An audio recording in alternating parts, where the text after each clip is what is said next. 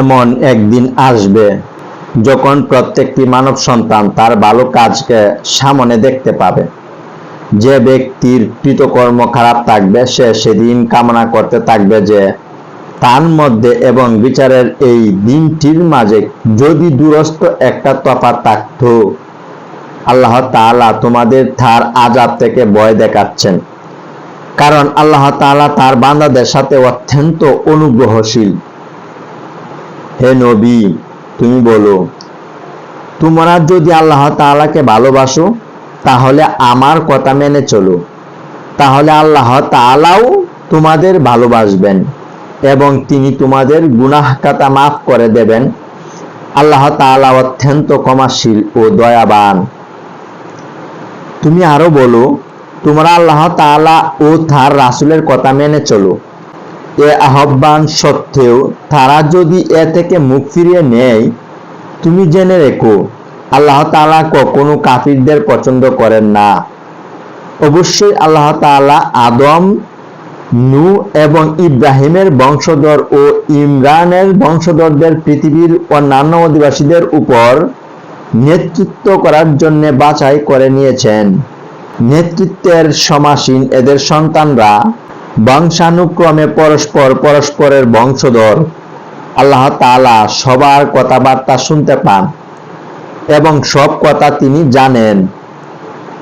স্মরণ করো যখন ইমরানের স্ত্রী বলল, হে আমার মালিক, আমার গর্ভে যে সন্তান আছে তাকে আমি স্বাধীনভাবে কাজ করার জন্য তোমার দ্বীনের জন্য উৎসর্গ করলাম।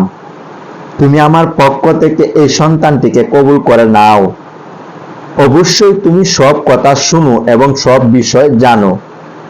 অতঃপর এক সময় যখন ইমরানের স্ত্রী সেই সন্তান জন্ম দিল, তখন সে বলল, হে আমার মালিক, এ কি আমি তো দেখছি আমি একটি মেয়ে সন্তান জন্ম দিয়েছি।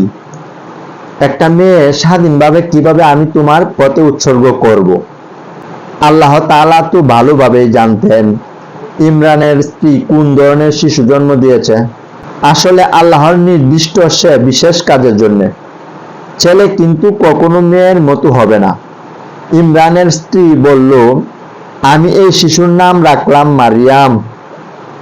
আমি এই শিশু ও তার অনাগত সন্তানকে অভিশপ্ত শয়তানের অনিষ্ট থেকে রক্ষার জন্য তোমার কাছে আশ্রয় চাই। আল্লাহ তাআলা ইমরানের স্ত্রীর দোয়া কবুল করলেন এবং এই মেয়েটিকে অত্যন্ত আগ্রহ ভরে গ্রহণ করে নিলেন এবং ধীরে ধীরে এই মেয়েটিকে তিনি ভালোভাবেই গড়ে তুললেন। আর সে জন্যই আল্লাহ তাআলা তাকে জাকারিয়ার তত্ত্বাবধানে রেখে দিলেন। বড় হবার পর যখনই জাকারিয়া তার কাছে তার নিজস্ব ইবাদতের কক্ষে যেত, তখনই দেখতে পেত সেখানে কিছু খাবার মজুদ রয়েছে। খাবার দেখে জাকারিয়া জিজ্ঞেস করত, হে মারিয়াম, এসব খাবার তোমার কাছে কোত্থেকে আসে? মারিয়াম জবাব দিল, এসব আসে আমার মালিক আল্লাহর কাছ থেকে। আর আল্লাহ তাআলা যাকে চান তাকে বিপুল পরিমাণে রিজিক দান করেন।